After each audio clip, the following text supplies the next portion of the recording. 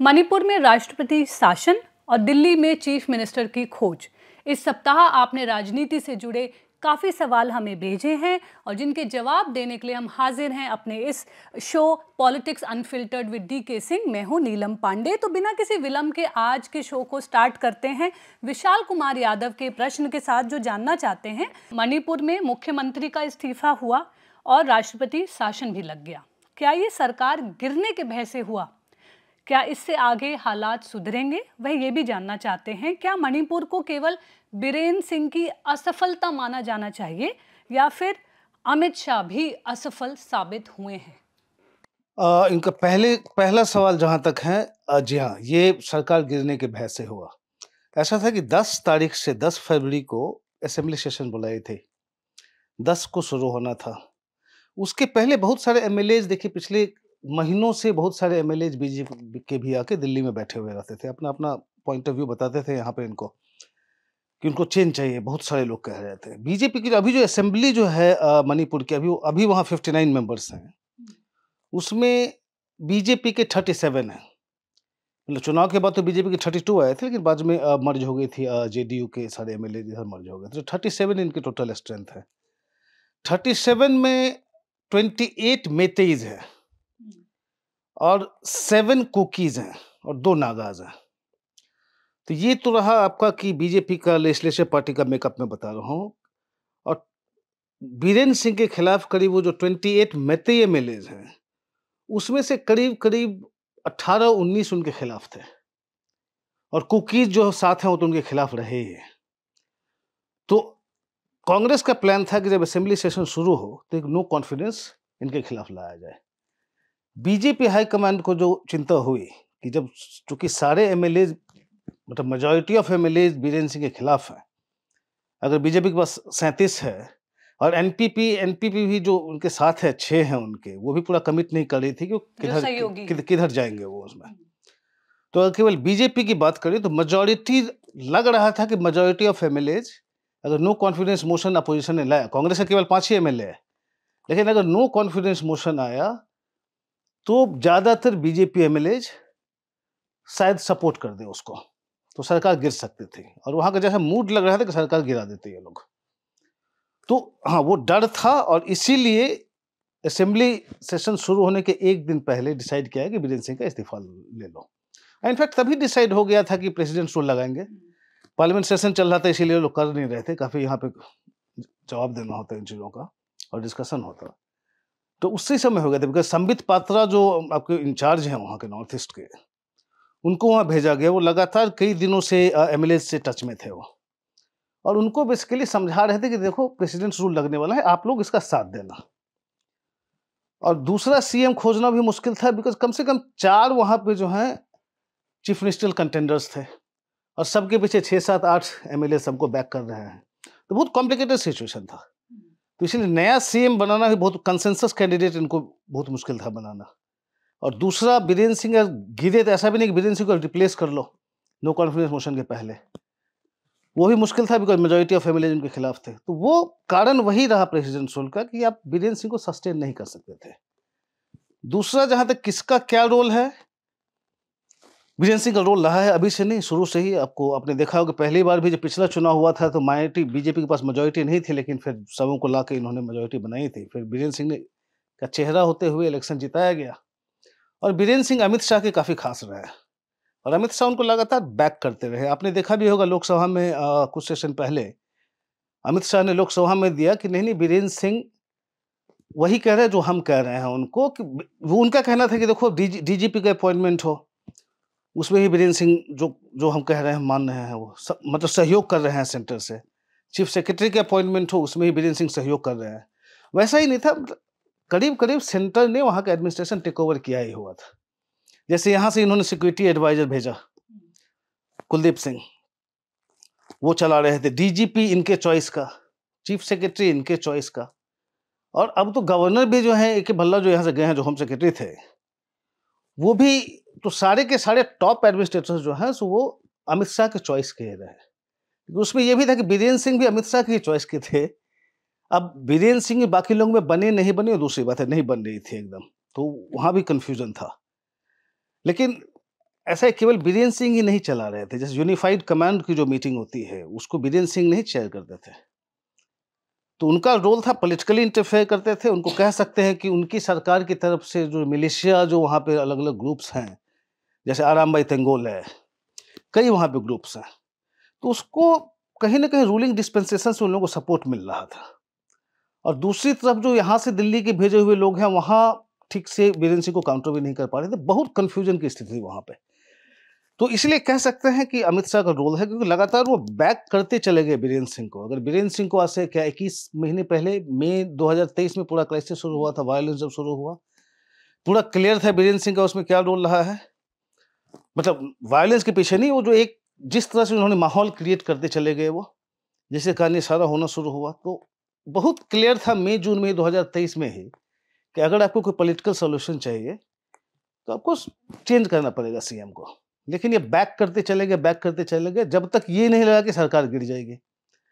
लेकिन अब स्थिति इतनी गड़बड़ है, अभी जो ये प्रेसिडेंट्स रूल के बाद भी, देखिए सिक्योरिटी फोर्सेज इतने होंगे तो ऐसा नहीं है, इतने सिक्योरिटी फोर्सेज होने के बाद लॉ एंड ऑर्डर कंट्रोल में आ जाएगा, वायलेंस कंट्रोल कर लेंगे, काफ़ी सिक्योरिटी फोर्सेज है वहाँ पे। लेकिन बात है कि लंबे समय तक अभी आपका स्टेट डिवाइडेड हो गया है, ऑलमोस्ट ज्योग्राफिकल लाइन में, वैली और हिल्स।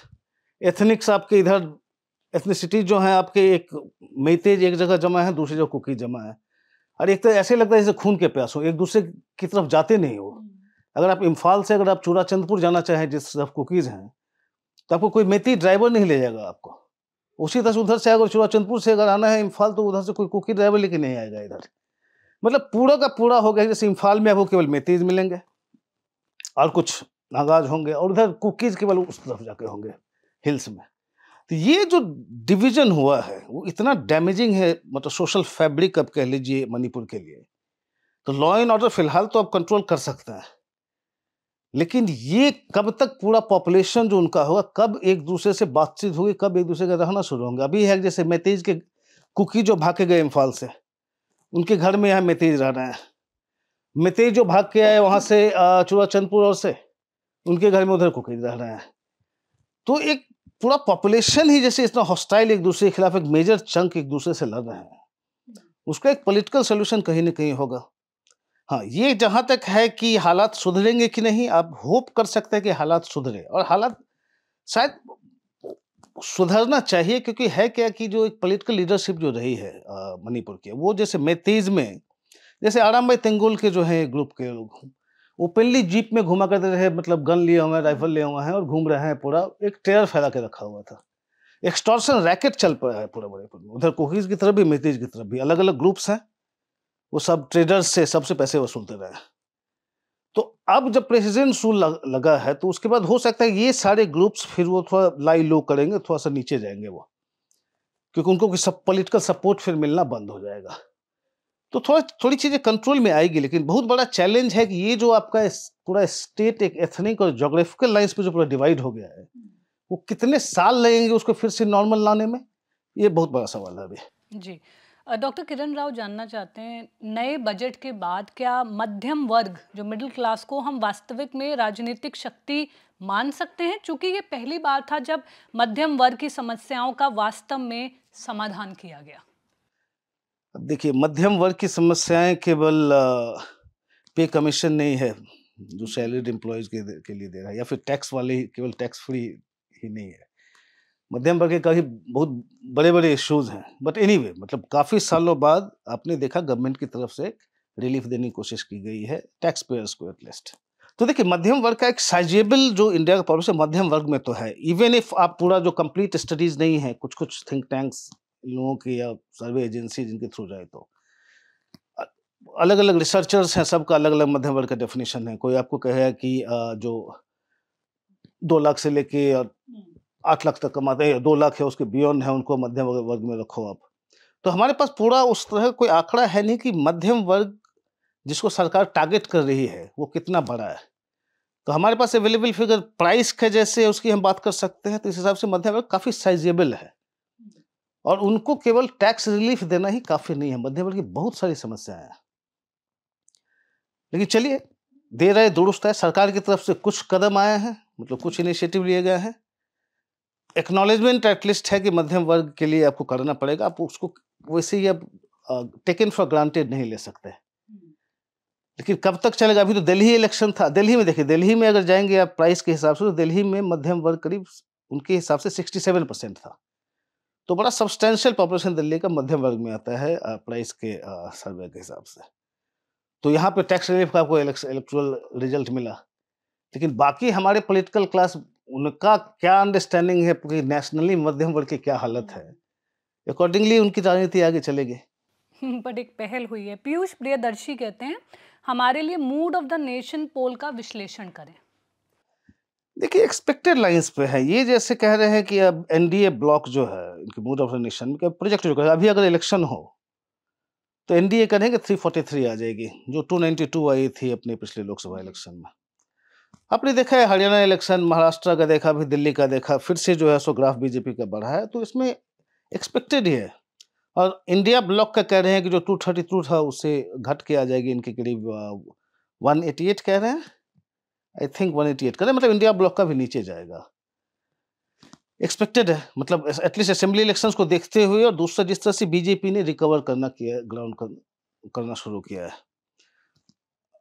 फाइनल डिटेल्स में जाएंगे तो जो बीजेपी के लिए भी थोड़ी वरी की बात है, जो जो ये कह रहे हैं कि तमिलनाडु में या केरला में जो अगले साल ये सब इलेक्शन गोइंग स्टेट्स हैं, यहाँ पे कोई ज़्यादा अंतर नहीं पड़ा है। जैसे केरला में कह रहे हैं अभी भी यूडीएफ जो है थोड़ा गेन ही कर रहा है, हल्का मुल्का मार्जिनल, हल्का फुल्का थोड़ा सा बीजेपी में इंप्रूवमेंट आएगा। ये कह रहे हैं कि अभी 1 सीट है तो शायद 2 सीट तक आ सकता है अगर अभी लोकसभा हो।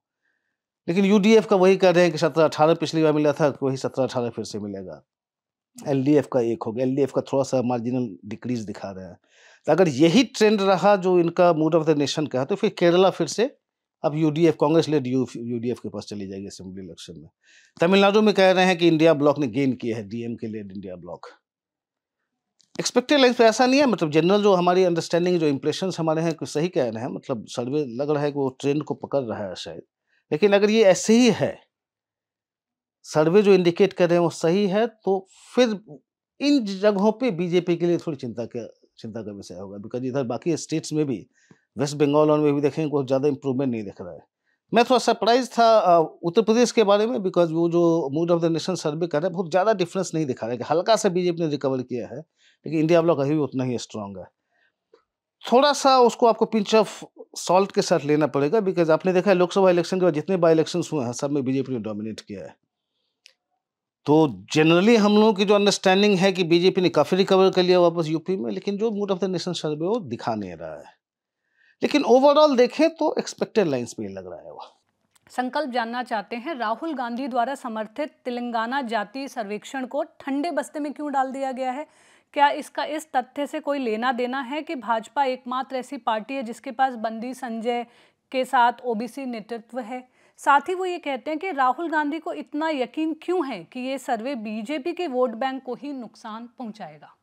देखिए, इसको मैं बांदी संजय से तो मैं नहीं लिंक करूंगा, बिकॉज बांदी संजय को भी इन्होंने इक्वेजन से बाहर ही कर लिया है। इनफैक्ट उनको तो असेंबली इलेक्शन से पहले इक्वेजन से बाहर कर लिया था उनको, जिनका खामियाजा भी भुगतना पड़ा। तो वो बांदी संजय फैक्टर में नहीं कहूंगा, लेकिन हाँ, कास्ट का जहां तक सवाल है, इनको अभी तक राहुल गांधी को हम पहले भी कई बार डिस्कस कर चुके हैं। एक्चुअली राहुल गांधी एकदम क्लैरिटी नहीं है कि कास्ट के साथ वो करना क्या चाहते हैं। कास्ट सेंसस तो हो गया, आपका उससे अगला क्या है? तो अलग अलग स्टेटमेंट से अगर आप लगाएं तो कभी आपको दिखेगा कि जिसकी जितनी आबादी उसकी, जिसकी जितनी संख्या भारी उसकी इतनी हिस्सेदारी, मतलब कांशीराम का आपने जो लेके स्लोगन आप चलाएं यहाँ, तो उसमें क्या करेंगे आप? उनको आप रिजर्वेशन उतना देंगे? तेलंगाना में निकला है कि जैसे 56% के करीब ओबीसीज हैं, क्या 56% ओबीसी की रिजर्वेशन लेंगे आप?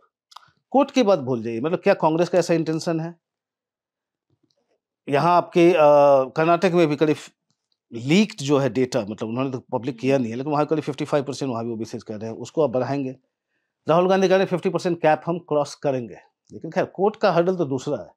लेकिन आप रिजर्वेशन देखिए, रिजर्वेशन कितना दीजिए, कितनी गवर्नमेंट जॉब्स अवेलेबल है, मतलब जॉब्स हैं कहाँ? सेंट्रल गवर्नमेंट का आप डेटा देखेंगे, रिजर्वेशन में क्या इनका कहना है कि आपको ज़्यादा जॉब्स मिलेंगे।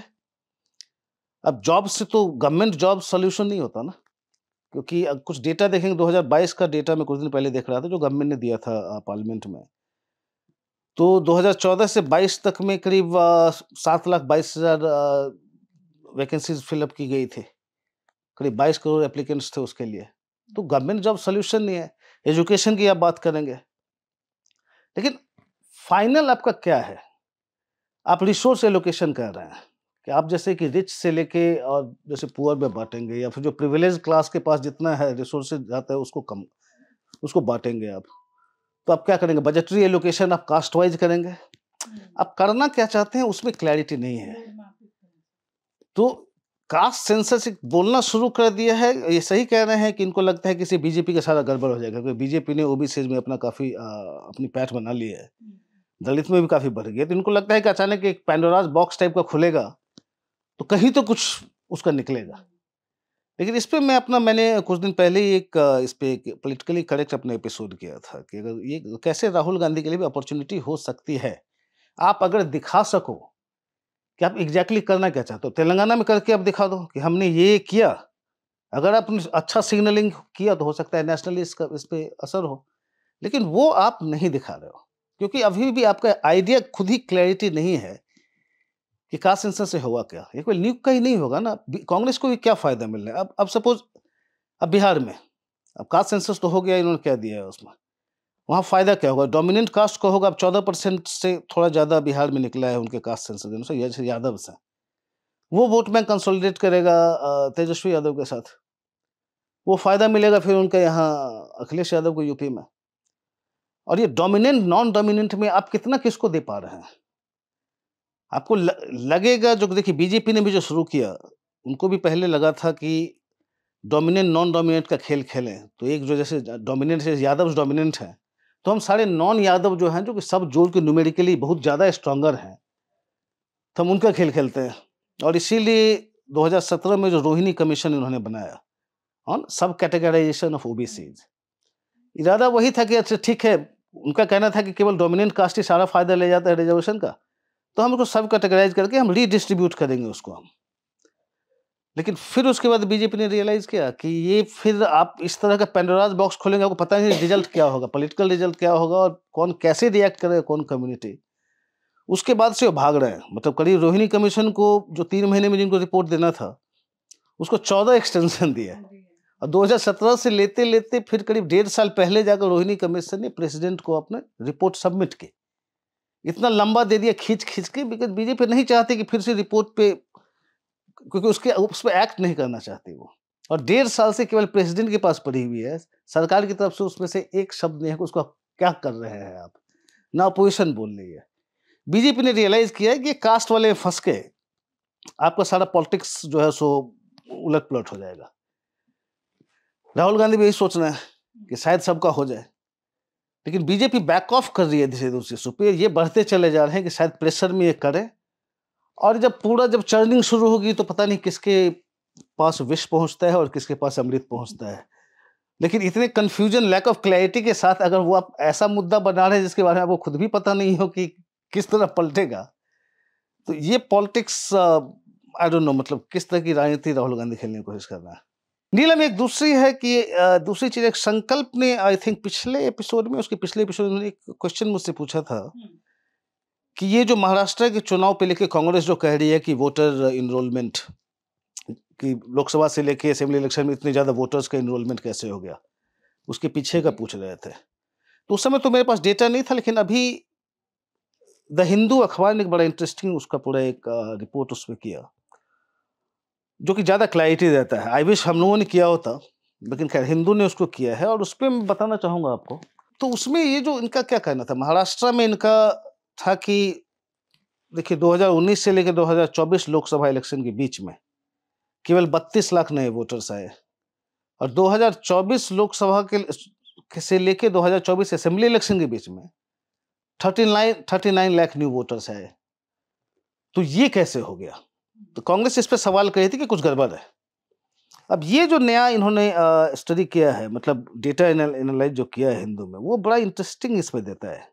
फिर वो बताता है कि ऐसा कुछ है नहीं, मतलब ज्यादा आप मतलब एप्रीहेंशन है आपका, जो भी होगा वो फैक्ट बेस्ड है नहीं। जो आपको लग रहा है कि बहुत ही इरेगुलर इंक्रीज हुआ हो वोटर्स में, ऐसा नहीं है। जैसे देखिए 2004 का इन्होंने जैसे लोकसभा इलेक्शन और असेंबली इलेक्शन लिया है, तो 99 से लेके 2004 दो लोकसभा के बीच में करीब 61.59 लाख नए वोटर्स बढ़े थे।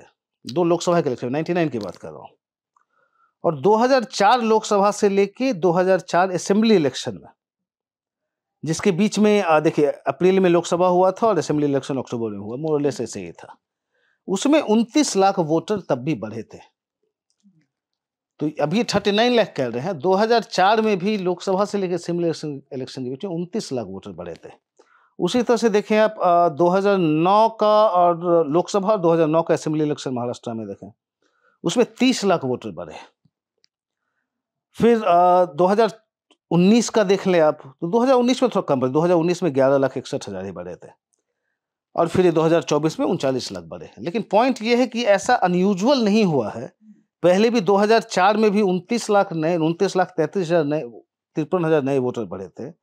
2009 में लोकसभा असेंबली के बीच में 30 लाख नए वोटर बढ़े थे। और 2024 और 2000 नहीं सॉरी थोड़ा सा फिक्स करना पड़ेगा। तो ये अनयूजुअल नहीं है, मतलब वहां से स्टार्ट करना, ये अनयूजुअल नहीं है बिकॉज 2004 लोकसभा और असेंबली इलेक्शन के बीच में, जैसा मैंने कहा, 29,53,000 नए वोटर्स आए थे। 2009 में लोकसभा और असेंबली के बीच में 30,14,000 नए वोटर्स आए थे। 2014 लोकसभा असेंबली इलेक्शन के बीच में 27,29,000 वोटर्स नए आए थे। 2019 में थोड़ा डिप हुआ था। 2019 लोकसभा असेंबली के बीच में 11,61,000 वोटर्स आए थे। और फिर 2024 में 39,63,000 नए वोटर्स आए।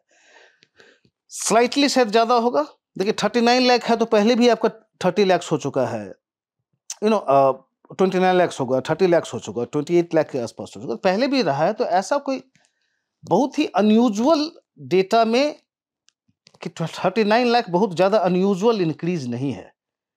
तो कांग्रेस इस पे भी कोई एविडेंस तो दे नहीं रही है, लेकिन ये 39 लाख कैसे बढ़ गए। बट फैक्ट इज कि पास्ट में भी सिग्निफिकेंट इंक्रीज देखा गया है।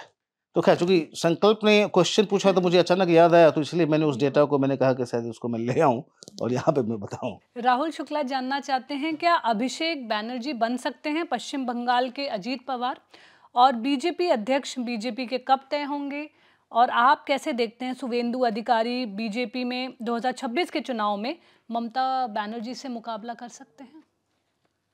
देखिए, पहली बात, शरद पवार को जो लोग छोड़ के गए वो ये भी देख रहे थे कि शायद इनका लास्ट इलेक्शन हो। शरद पवार करीब 84 ईयर्स ओल्ड है, 84 है, बीमार चल रहे हैं काफी दिनों से, हेल्थ इश्यूज काफी है उनके। तो उनको पता है कि इसके बाद शरद पवार के साथ रहने में शायद पॉलिटिकली बहुत ज्यादा दिन तक शरद पवार इतने एक्टिव नहीं रहेंगे कि वो उनको पॉलिटिकली हेल्प करें। वो ममता बनर्जी के साथ नहीं है। ममता बनर्जी 70 की है अभी और काफी फिट हैं और काफी वर्षों तक पॉलिटिक्स में रहने वाली हैं। तो वो कंपैरिजन शायद मुश्किल हो कहना। दूसरा, अजीत पवार फिर भी उन्होंने पूरा ऑर्गेनाइजेशन फुल फ्लेज चलाया, पूरे कंट्रोल के साथ ऑर्गेनाइजेशन चलाते थे वो, और बहुत सालों से। अभिषेक बनर्जी को उस तरह का कंट्रोल अभी नहीं है। अभी ममता बनर्जी अभी भी एकमात्र वोट गेटर है तृणमूल कांग्रेस के, मतलब मोस्ट पॉपुलर लीडर वही है तृणमूल कांग्रेस के। अभिषेक अभी कंपैरिजन में कहीं पे नहीं है। हाँ, आप ये कह सकते हैं कि अजीत पवार भी शरद पवार जैसे पॉपुलर नहीं होंगे। और पॉपुलैरिटी भी महाराष्ट्र में धीरे धीरे एनसीपी का भी श्रिंक करता चला जा रहा है। और इन्होंने देखा कि ये चूंकि बीजेपी के साथ है, उससे दूसरे सेना के साथ है, तो इनका बेटर अपॉर्चुनिटी है। तो एनसीपी में बहुत सारे एमएलएज को, बहुत सारे लीडर्स को लगा कि बेटर अपॉर्चुनिटी है अगर दूसरी तरफ शिफ्ट कर जाए, क्योंकि पवार साहब के साथ बहुत ज्यादा फ्यूचर नहीं है। ये टीएमसी में नहीं होगा। टीएमसी अभी पूरी तरह से ममता बनर्जी के कंट्रोल में है। ममता बनर्जी अभी बहुत ही पॉपुलर लीडर है और उनको अपना फ्यूचर अभी ममता के साथ ही आगे आने वाली काफी दिनों में दिखेगा। हालांकि दूसरा इस क्वेश्चन में असम्पशन क्या है कि अभिषेक बनर्जी रिवोल्ट करेंगे। मुझे नहीं लग रहा है कि ऐसा कुछ होने वाला है कि अभिषेक बनर्जी अपनी बुआ के खिलाफ रिवोल्ट करें। मतलब इसमें कॉन्स्पिरेसी थ्योरी चलते रहते हैं, स्पेकुलेशन है, कि मुझे ऐसा, उसमें कोई भी मुझे तथ्य अभी तक लगता नहीं कि ऐसा कुछ होगा। जहां तक शुभेंदु अधिकारी में है, देखिए बीजेपी ने काफी इन्वेस्ट किया उनमें। बीजेपी को उन्हीं से होप था। नंदीग्राम के उस फाइट के बाद इनको लगा कि शायद उसके बाहर भी फाइट इतना आगे जाएगा, लेकिन उसके बाद से शुभेंदु कह सकते हैं ब्रांड शुभेंदु अधिकारी ऑलमोस्ट डाउन ही है। और उसके बाद बीजेपी ने अपने भी स्टेट प्रेसिडेंट्स जो प्रॉप अप किए, वो भी वहाँ तक डिलीवर नहीं कर पाया उस तरह का। तो बीजेपी का ग्राफ डाउन जा रहा है वेस्ट बंगाल में। इनफैक्ट आपने देखा जो कि पिछले लोकसभा इलेक्शन में हुआ, और शुभेंदु अधिकारी अब वो नहीं रहे जो जिस तरह से निकले थे ममता बनर्जी की को छोड़ के। जो शुरू में जो उनमें आपको देख रहा था, शार्पनेस दिख रहा था और पोटेंशियल दिख रहा था, अब तक पता चल गया है कि नहीं, वो मतलब बस वो नंदीग्राम में लिमिटेड थे और ममता बनर्जी से दूर दूर तक वो चैलेंजर बनने की स्थिति में अब नहीं है। जी। और बीजेपी के अध्यक्ष, देखिए अभी हमें कहा जा रहा है, नेशनल, मेरे ख्याल से नेशनल बीजेपी अध्यक्ष की बात कर रहे हैं, कि होली के पहले ही शायद फर्स्ट वीक तक में, सेकेंड वीक तक में, मतलब मार्च तक में शायद हो जाए फाइनल। अब कुछ बचा नहीं, उनको आधे स्टेट्स में उनको ऑर्गेनाइजेशन इलेक्शन करवाने होते हैं करीब, आपको पता होगा हो ही चुके हैं ऑलमोस्ट, बस कुछ ही दिनों में अब होने वाले हैं। मतलब आप हो सकता है सप्ताह, 2 सप्ताह, 3 सप्ताह में तय हो जाए। अभिषेक सिंह जानना चाहते हैं, आम चुनावों के बाद अधिकांश विधानसभा चुनाव में बीजेपी की जीत के साथ क्या वह बिहार में ताकत दिखाएगी, या वो जेडीयू के लिए एक तरह से दूसरी तरह की जो भूमिका निभाती रही है वही करेगी? चुनाव तक शायद वही भूमिका रहे, चुनाव तक भूमिका रहे, बिकॉज देखिए नीतीश कुमार सही है कि उनका पॉपुलैरिटी काफ़ी कम हो गया है और वो डिलीवरी के लिए भी एकदम नहीं जाने जाते, तो उनका एक नेगेटिव है। लेकिन पॉइंट है कि बीजेपी के पास और दूसरा कोई फेस है नहीं। मतलब ये भी बीजेपी कह रहा है कि एक सुशील मोदी थे, उसके बाद से बिहार बीजेपी में कोई फेस नहीं है जो कि पैन स्टेट आपको थोड़ा सा कोई अपील हो या लोग उतना जानता भी हो।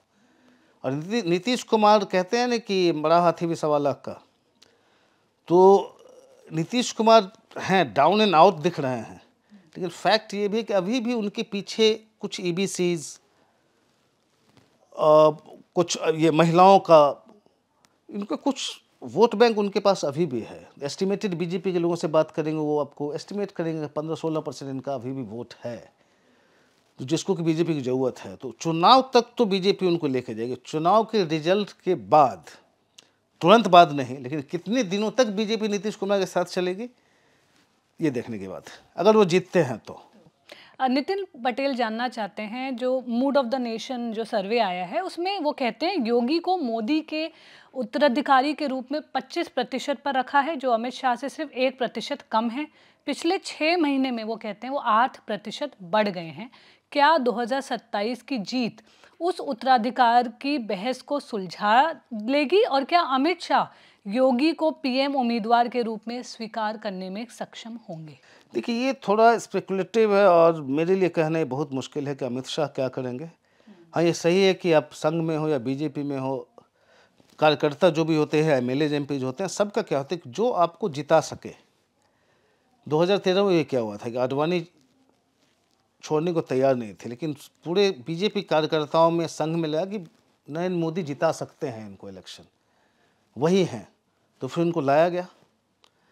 तो उस पार्टी में और संघ में जो एक कल्चर है कि वो जाते हैं, वो पुराना आपका जो भी पावर स्ट्रक्चर में जो जहाँ हो उससे कोई फ़र्क नहीं पड़ता, उनको देखना है कि कौन इन पार्टी के लिए कितना अच्छा रहेगा, जनता में कौन कितना पॉपुलर है और कौन कितना जिता सकता है। तो अगर मास मतलब उस बेस की बात करें, पॉपुलैरिटी की बात करें, तो फिर अमित शाह और योगी में मतलब मेरे ख्याल से कोई कंपैरिजन है नहीं। मतलब मैं बस इतना ही कह सकता हूँ इस मामले में। आदित्य जानना चाहते हैं, आखिरी प्रश्न है, तेलंगाना सरकार ने जाति सर्वेक्षण किया, लेकिन व्यक्तिगत डेटा उल्लंघन के कारण विधानसभा में सर्वेक्षण के नतीजे पेश नहीं किए। पहले कर्नाटक और अब तेलंगाना। क्या आपको लगता है इन जाति सर्वेक्षण रिपोर्टों का उपयोग इन सरकारों द्वारा किया जाएगा, जैसे मंडल आयोग की रिपोर्ट का उपयोग किया गया था, कि जब भी सरकार गंभीर राजनीतिक दबाव में होगी तो वो एक तरह से ये रिहाई करा देगी? मंडल आयोग में तो खैर सरकार से ज़्यादा वीपी सिंह का अपना था कि उनको देवीलाल से बहुत बड़ा चैलेंज आ रहा था, तो एक वीपी सिंह अपना कह लीजिए, ऐसा नहीं कि पूरी सरकार ही मिल के उसको कर रही थी। हाँ ऑफकोर्स मतलब लालू यादव बोल रहे थे वीपी सिंह को करने के लिए, कई फैक्टर्स थे। एनीवे तो वो कह रहे हैं, सही कह रहे हैं कि ये कुछ भी कोई भी उपयोग कर सकता है। अभी रेवंत रेड्डी को टाइम है, अभी उनके पास तो अभी इमेज करने की ज़रूरत नहीं है। लेकिन कर्नाटक में देखिए वही इंटरेस्टिंग होगा, क्योंकि आप सुन रहे हैं, कई महीनों से सुन रहे होंगे, जब भी सिद्धारमैया से क्वेश्चन पूछा था कि भाई टेबल कब कर रहे हैं, जो कि राहुल गांधी ने डिक्लेयर किया था चुनाव के पहले कि हम करेंगे टेबल इसको और हमको इम्प्लीमेंट करेंगे, मतलब उस पर फॉलो अप एक्शन लेंगे। लेकिन जब भी सिद्धारमैया पूछा था अगले कैबिनेट मीटिंग में कर देंगे, पिछले महीने भी गए थे अगले कैबिनेट मीटिंग में, कई कैबिनेट मीटिंग्स उसके बाद से हो गए। उनको ज़रूरत अभी पड़ नहीं रही है और अभी वो उसमें फंसना शायद नहीं चाह रहे हैं, बिकॉज अभी सीएम है, उनको लग रहा है अब डीके शिव कुमार से उनको चले जाएगा। डीके शिव कुमार को अब है, उन दोनों में एक अंडरस्टैंडिंग हाई कमांड से तो हुई थी कि 50-50 टाइप का होगा, हाफ ईयर आप 2.5 ईयर्स ये करो, 2.5 ईयर्स ये कर लेंगे। लेकिन अब सिद्धारमैया वो छोड़ने को तैयार नहीं है। एक समय आएगा जब वो टेबल करेंगे। उससे होगा क्या कि देखिए वो भी जो संकल्प पूछ रहे थे तेलंगाना के बारे में, कर्नाटक में जैसे देख लीजिए कास्ट सेंसस में क्या हुआ है, जैसे बहुत डोमिनेंट कम्युनिटी है, लिंगायत्स और वोकलिगर्स, तो जनरली मान के चला जाता है कि दोनों मिलके 30% से ज़्यादा है। एक कहा जाता है 17-18% है, एक कहा जाता है 14% है, और इसीलिए वहाँ के पॉलिटिक्स को ये वोकलिगर्स और लिंगायत्स डोमिनेट करते रहे हैं। अब ये जो आपको कास्ट सर्वे, इन्होंने टेबल नहीं किया है कास्ट सर्वे रिपोर्ट, मतलब पब्लिक नहीं किया है, लेकिन जो लीक जो हुए हैं उस रिपोर्ट के बारे में, उसमें यह है कि लिंगायत्स और वोकलिगर्स, उनका पॉपुलेशन काफ़ी कम है, जितना माना जाता है उससे काफ़ी कम है।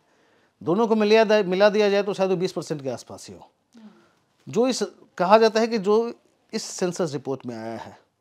अब अगर आप ये रिपोर्ट बाहर कर दें कि इतने दो डोमिनेंट कम्युनिटी जो है सो इतने इन्फ्लुएंशियल नहीं है, वो पॉलिटिकली पूरा डोमिनेट करता है अभी कर्नाटक पॉलिटिक्स को, और फिर आपको सरकार की रिपोर्ट कहे कि नहीं ऐसा है नहीं, इनकी संख्या काफ़ी कम है, तो फिर तो काफ़ी हाहाकार मचेगा। अब उसमें से देख लीजिए कि डीके शिव कुमार वोकलिगा, उनसे कंपटीशन है सिद्धारमैया को, और सिद्धारमैया ओबीसी लीडर हैं जिनका फिर पॉपुलेशन जो काफ़ी उसमें दिखाया जा रहा है, जो अगेन लीक रिपोर्ट की बात कर रहा हूँ कि ओबीसी करीब 55% है वहाँ पे। तो उनको लगेगा कि शायद पानी बहुत ज़्यादा, क्या कहते हैं उसको, मतलब सर के ऊपर जा रहा है, तो रिपोर्ट टेबल भी करेंगे और बोलेंगे कि राहुल गांधी ने जो कहा था वही हमने रिपोर्ट जो है पब्लिक कर दी है, और उस रिपोर्ट के इतने कॉन्सिक्वेंसेज होंगे, इतना पॉलिटिकल बवाल मचेगा जो कि शायद सिद्धारमैया को फ़ायदा करे। तो उनको अभी कोई जल्दी नहीं है करने का पब्लिक, लेकिन समय एक आएगा जिसमें लगता है कि शायद वो उसको करेंगे बाहर। तो सही समय का वो वेट कर रहे हैं। हमारे व्यूअर्स के सब प्रश्नों का जवाब देने के लिए बहुत बहुत धन्यवाद। आज हम यही समाप्त करते हैं इस एपिसोड को। आपसे अगले सप्ताह फिर मुलाकात करेंगे।